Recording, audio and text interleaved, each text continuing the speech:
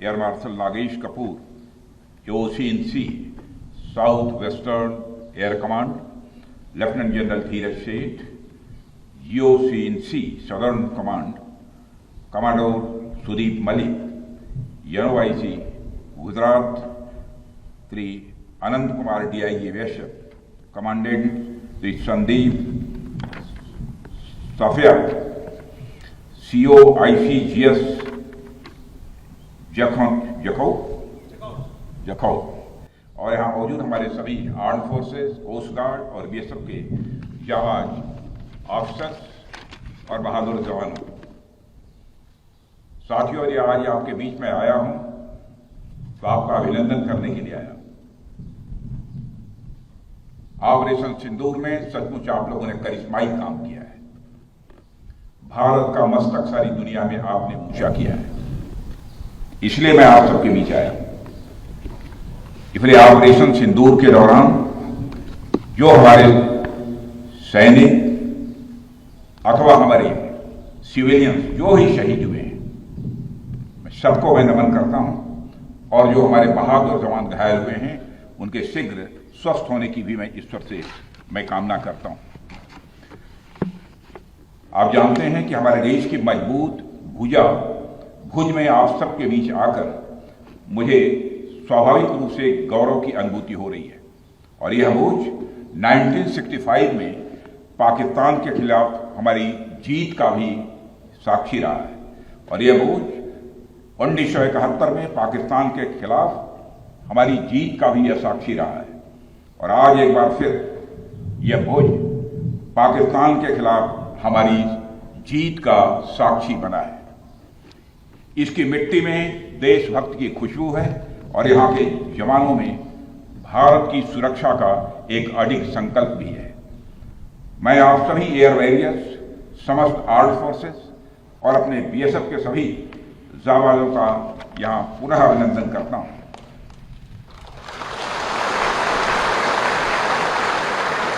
अभी कल ही मैं श्रीनगर में सेना के अपने वीर जवानों से मिलकर लौटा हूँ, और आज मुझे आपके बीच आने का यहाँ अवसर मिला है। कल मैं भारत के उत्तरी भाग में जवानों से मिला था, और आज मैं भारत के पश्चिमी भाग में अपने एयर वॉरियर्स और अन्य जवानों से भी यहाँ मिल रहा हूँ। दोनों ही फ्रंट्स पर हाई एनर्जी और हाई जोश देखकर सच्चाई है कि मैं स्वयं को अपने को उत्साहित महसूस कर रहा हूँ, और आश्वस्त हूँ कि भारत की सीमाएं आप सभी के मजबूत भुजाओं से पूरी तरह से सुरक्षित है। ऑपरेशन सिंदूर, और मैं बताना चाहता हूं ऑपरेशन सिंदूर नाम किसने दिया? ऑपरेशन सिंदूर का नाम हमारे देश के यशस्वी प्रधानमंत्री आदरणीय नरेंद्र मोदी ने दिया, जो इसी जापान की धरती, इसी गुजरात की धरती पर गुजराती नाम से और ऑपरेशन सिंदूर के दौरान जो कुछ भी आपने किया है, समस्त हिंदुस्तानियों को, चाहे वह भारत के रहने वाले हों अथवा दुनिया के दूसरे देशों में रहने वाले हों, सभी गौरवान्वित हुए हैं। भारतीय वायुसेना के लिए सिर्फ 23 मिनट यह काफी थे पाकिस्तान की सरजमीन पर पल रहे आतंक के अजगर को कुचलने के लिए, और वह आपने करके दिखाया है।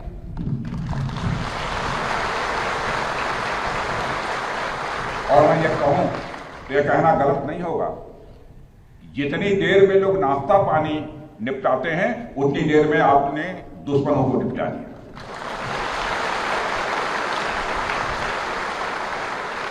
आपने दुश्मनों की जमीन पर जाकर आपने मिसाइलें गिराई है। उसकी गूंज केवल भारत की सीमाओं तक ही सीमित नहीं रही है, बल्कि सारी दुनिया ने सुना है मेरे दोस्तों, सारी दुनिया ने सुना। और वास्तव में वह गूंज सिर्फ मिसाइल्स की ही नहीं थी, वह गूंज थी आपके शौर्य की और भारत के सेना के जवानों के पराक्रम की। ऑपरेशन सिंदूर में भारतीय वायुसेना ने जो प्रभावी भूमिका निभाई है, उसकी सराहना इस देश में ही नहीं बल्कि दुनिया के दूसरे देशों में भी हो रही है। आपके इस ऑपरेशन में न केवल दुश्मनों को डोमिनेट किया है आपने, बल्कि उन्हें डेसिमेट करने में भी कामयाबी हासिल की है। आतंकवाद के खिलाफ चलाए गए इस अभियान को नेतृत्व हमारी एयरफोर्स ने ही किया, और हमारी एयरफोर्स एक ऐसी स्काई फोर्स है जिसने अपने शौर्य, पराक्रम और प्रताप से आसमान की नई और बुलंद ऊंचाइयों को भी छू लिया है। मैं chief air marshal AP Singh को भी इसके लिए मैं बधाई देना चाहता हूं। उनके पूरे ऑफिसर्स, उनके पूरे टीम, उनके सारे जवानों को भी मैं बधाई देता हूं। और साथियों, कोई छोटी बात नहीं है कि हमारी एयरफोर्स की पहुंच पाकिस्तान के हर कोने तक है, और ये बात पूरी तरह से साबित हो चुकी है तो हमारी तीनों फोर्सेस की, लेकिन आज एयरबेस पर आए हूं इसलिए मैं इसकी चर्चा कर रहा हूं। और आज स्थिति यह है कि भारत के फाइटर प्लेन बिना सरहद पार किए ही यहीं से उनके हर कोने तक सीधा प्रहार करने में पूरी तरह से सक्षम है। और पूरी दुनिया ने देख लिया है कि कैसे आपने पाकिस्तान की धरती पर मौजूद आतंकवाद के 9 ठिकानों को ध्वस्त कर दिया। बाद में की गई कार्रवाई में उनके अनेक एयरबेस भी तबाह कर दी है। ऑपरेशन सिंदूर के दौरान इंडियन एयरफोर्स ने केवल पराक्रम ही नहीं दिखाया है, बल्कि पूरी दुनिया के सामने प्रमाण भी दिया है। प्रमाण इस बात का कि अब भारत की युद्ध नीति और टेक्नोलॉजी यानी तकनीक भी दोनों बदल चुकी है। आपने प्रधानमंत्री मोदी जी के नेतृत्व में नए भारत का संदेश पूरी दुनिया तक इस बार पहुंचा दिया है।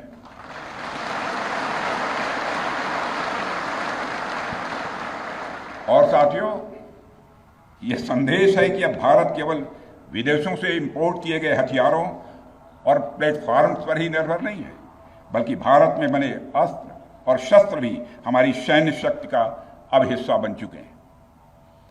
अब भारत में बने और भारतीय हथियारों से बने हथियार भी अचूक और अभेद्य हैं।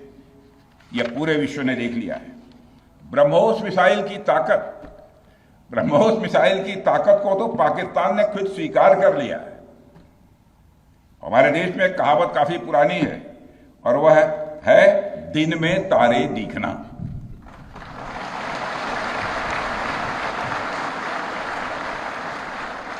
मगर भारत में बनी ब्रह्मोस मिसाइल ने पाकिस्तान को रात के अंधेरे में दिन का उजाला दिखा दिया है।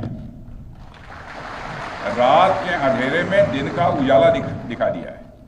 भारत के जिस एयर डिफेंस सिस्टम की तारीफ हर तरफ हो रही है, उसमें डीआरडीओ द्वारा बनाए गए आकाश और अन्य राडार सिस्टम की जबरदस्त भूमिका रही है।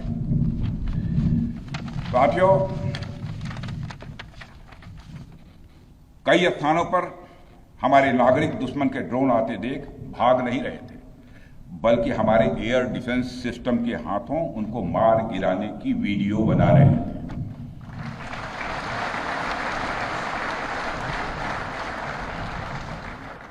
अब ड्रोन देखकर लोग भागने लगते हैं, लेकिन हमारे भारत के नागरिक वीडियो बना रहे थे।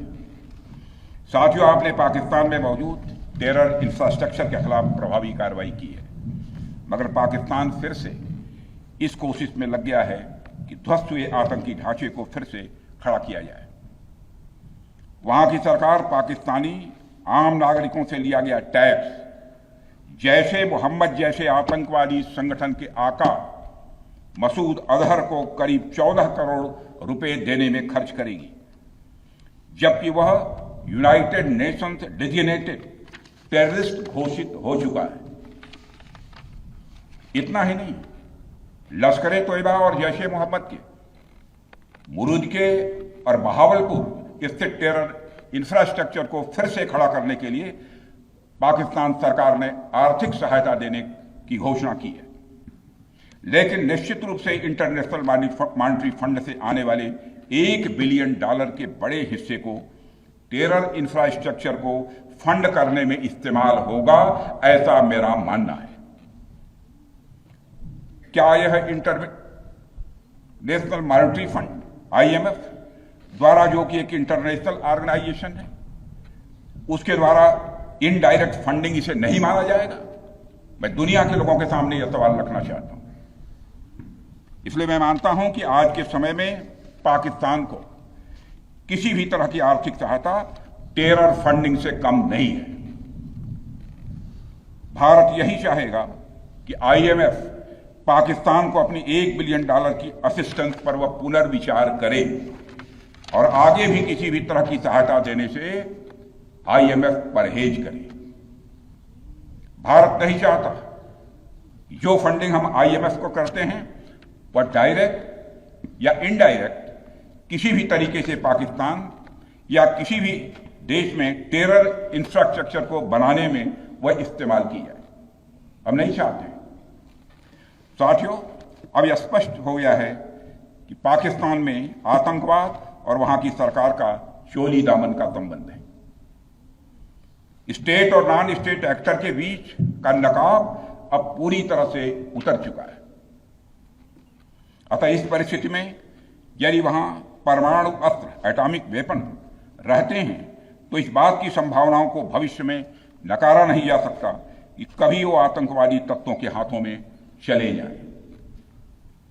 ये सिर्फ भारत के लिए नहीं बल्कि पूरी दुनिया के लिए और पाकिस्तान की आम जनता के लिए भी एक गंभीर खतरे की बात होगी। सारे विश्व और खासकर पाकिस्तान की आवाम को यह समझना होगा कि वो कितने बड़े खतरे के मुकाम पर बैठे हैं। वो एक ऐसे बारूद की ढेर पर बैठे हैं जिसके चारों तरफ माचिसों आपस में लड़ते हुए लोग हैं।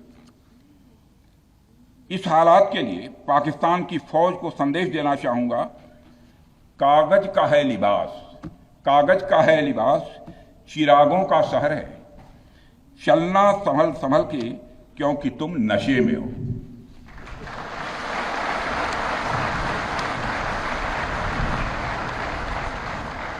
साथियों, अभी आपने जो पराक्रम दिखाया है उसकी चर्चा पूरी दुनिया में हो रही है। जैसा मैंने पहले भी कहा, आज भारत को वैश्विक मंच पर जो सम्मान मिल रहा है उसकी बुनियाद में यदि कहा जाए साफ तौर पर तो वह है आपका पराक्रम।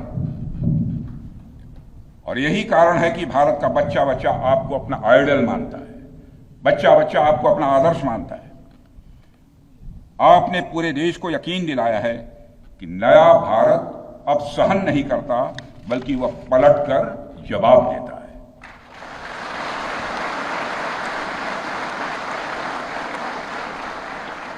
मैं चाहे जितना कुछ भी बोलूं, लेकिन मेरे शब्द आपके कार्य को मापने में असमर्थ होंगे। मैं कृतज्ञ राष्ट्र की ओर से आप सबके प्रति पुनः आभार व्यक्त करता हूं। साथियों, अब आतंकवाद के विरुद्ध लड़ाई केवल सुरक्षा का विषय नहीं बल्कि नेशनल डिफेंस डॉक्ट्रिन का यह हिस्सा बन चुकी है।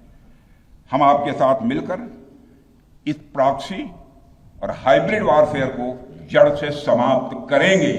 रक्षा मंत्री होने के नाते यह संकल्प मैं दोहराना चाहता हूं। अब हमारा भारत पहले का भारत नहीं है। प्रधानमंत्री के नेतृत्व का यह नया भारत का जन्म हो चुका है। मेरे बहनों भाइयों, हम हमारे आराध्य श्री राम के उस मार्ग का अनुसरण करते हुए आगे बढ़ रहे हैं जिसमें वह आसुरी शक्तियों के विनाश का प्रण लेते हैं। निश्चरहीन करौं में भुज उठाई पण कीन, अर्थात जिस प्रकार भगवान राम ने अपनी भुजाओं को उठाकर धरती को राक्षस विहीन करने का प्रण लिया था, ठीक उसी प्रकार श्री राम के आदर्शों का पालन करते हुए हमने भी आतंकवाद को जड़ से समाप्त करने का संकल्प लिया है।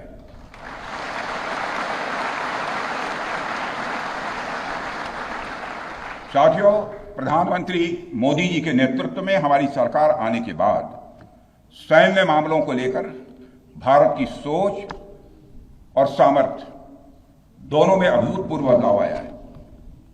हम भगवान राम के उस सिद्धांत का पालन करते हैं, सठ संग विनय, कुटिल संग प्रीति, सहज कृपण संग सुंदर नीति, अर्थात दुष्ट के साथ विनम्रता, कुटिल के साथ सदाशयता और कंजूस के साथ उदारता का आचरण कभी भी नहीं करना चाहिए। मैं आप लोगों को भी बता रहा हूं, बल्कि सठे साठ्यम समाचरित या टिट फॉर टैट।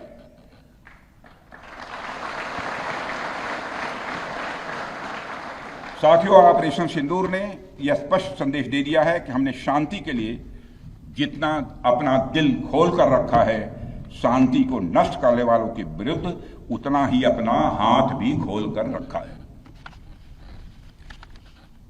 साथियों, एक और बात मैं यहां साफ कहना चाहूंगा कि ऑपरेशन सिंदूर अभी खत्म नहीं हुआ है। जो कुछ भी हुआ है वह सिर्फ एक ट्रेलर मात्र था।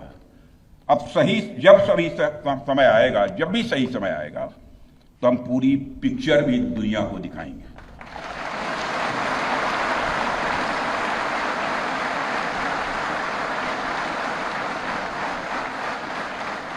साथियों, आप सब तो जानते ही होंगे कि भारत में जब भी कोई उपद्रवी तत्व होता है जिसको लेकर यह आशंका रहती है कि यह भविष्य में कुछ उपद्रव कर सकता है, तो उसको मजिस्ट्रेट एवं पुलिस द्वारा गुड बिहेवियर के प्रोबेशन पर रखा जाता है। कोई गड़बड़ करता है तो उसको कुछ समय के लिए मजिस्ट्रेट गुड बिहेवियर के प्रोबेशन पर रखते हैं। अगर वह व्यक्ति प्रोबेशन के दौरान कोई भी शरारत करता है तो उसे उचित दंड भी दिया जाता है।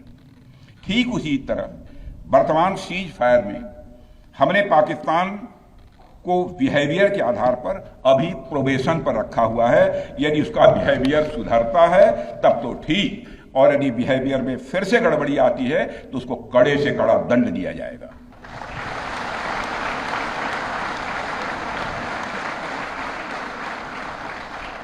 मैं फिर से इसे दोहराना चाहता हूं, अभी भारत ने पाकिस्तान को प्रोबेशन पर रखा है। वैसे भी माननीय प्रधानमंत्री ने हाल ही में एक बात बहुत साफ कही है कि आतंक प्रहार अब न्यू नॉर्मल है। यह न्यू इंडिया का न्यू नॉर्मल है। अब हमने साफ कर दिया है कि हमारी संप्रभुता को यदि कोई नुकसान पहुंचाएगा तो अब प्रहार भी झेलेगा। आतंकवाद का हम लाउडर और स्ट्रांगर जवाब देने के लिए तैयार हैं। साथियों, मैं जब देश के अलग अलग हिस्सों में जाता हूं तो एक बात हर जगह सुनने को मिलती है कि हमें हमारी सेनाओं पर गर्व है। और क्यों न हो, आप सबने अपने पराक्रम से, अपने शौर्य से पूरे देश के दिल में एक अपनी खास जगह बनाई है। लेकिन क्या सिर्फ गर्व और सम्मान ही काफी है? मेरा मानना है नहीं। साथियों, कुछ साल पहले हम दुनिया से हथियार खरीदते थे, आज हम खुद बना रहे हैं बहुत सारे हथियार। कुछ लेते भी हैं, artillery systems, radar systems, missile shields, drones और काउंटर ड्रोन्स जैसे साजो सामान आज हम भारत में ही मैन्युफैक्चर कर रहे हैं। हम इंपोर्टर से एक्सपोर्टर बन रहे हैं, और यह केवल शुरुआत भी है, केवल शुरुआत भर है। मैं आप सबको एक बार फिर ऑपरेशन सिंदूर की सफलता पर तहे दिल बधाई देता हूं। और मैं बस इतना कहूंगा कि आपके पराक्रम ने यह दिखा दिया है कि यह वो सिंदूर है, यह वो सिंदूर है जो श्रृंगार का नहीं बल्कि शौर्य का प्रतीक है। यह वह सिंदूर है जो सौंदर्य का नहीं बल्कि संकल्प का प्रतीक है। यह सिंदूर खतरे की वह लाल लकीर है, यह सिंदूर खतरे की वह लाल लकीर है जो भारत ने अब आतंकवाद के माथे पर खींच दी है। मैं इस अवसर पर साथियों आप सभी के साथ साथ देश की जनता का भी आभार प्रकट करता हूं। भारत की जनता ने एकजुटता और समझदारी का परिचय देते हुए आप सभी का, सरकार का, यानी पूरे देश का सहयोग किया है। इस लड़ाई में न केवल सरकार, आर्म्ड फोर्सेस और सुरक्षा सभी नागरिक एकजुट थे और मैं कह सकता हूं कि भारत का हर नागरिक इसमें सिपाही की तरह भागीदार था। मैं देश की उन माताओं को भी प्रणाम करना चाहता हूं जिनकी कोख से आप जैसे बहादुरों ने जन्म लिया है।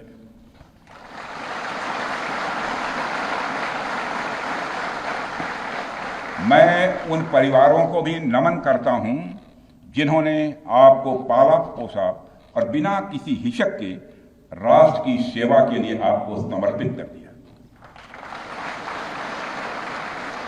और मैं आपको आश्वासन देता हूं, सरकार और देश की जनता हर कदम पर, हर स्थिति में आपके कंधे से कंधा मिलाकर आपके साथ खड़ी है। और मुझे पूरा विश्वास है कि आपके सहयोग से हम इस पूरे रीजन में आतंकवाद का समूल नाश करेंगे, ताकि कल को कोई भारत की संप्रभुता के खिलाफ आंख उठाने की हिमाकत न कर सके।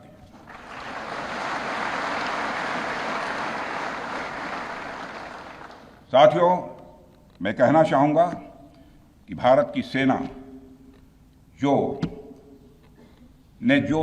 अदम्य शौर्य दिखाया है और सरकार ने जो अद्भुत कूटनीतिक परिदृश्य बनाया है, मैं फिर से दोहराना चाहूंगा, भारत की सेना ने जो अदम्य शौर्य दिखाया है और सरकार ने जो अद्भुत कूटनीतिक परिदृश्य बनाया है, उसके आधार पर मेरे बहादुर जवानों, आप आश्वस्त रहिए कि भारत के भविष्य का सूर्य प्रखरता के साथ उदित होने वाला है और यह सब रात के टिमटिमाते हुए नक्षत्रों की तरह बुझने वाले हैं। इसलिए आज मैं कहने आया हूं, सेनानी करो प्रयाण अभय, सेनानी करो प्रयाण अभय, भावी इतिहास तुम्हारा है, सब नखत अमा के बुझते हैं, सारा आकाश तुम्हारा है। इन्हीं शब्दों के साथ पुनः आप सबके प्रति आभार व्यक्त करते हुए और साथ ही आपके सभी परिवार के सदस्यों के प्रति कृतज्ञता ज्ञापित करते हुए, उनके प्रति हृदय से सम्मान की अभिव्यक्ति करते हुए अपना निवेदन समाप्त करता हूं। बोलिए भारत माता की, भारत माता की, बोले शो निहाल। और बोले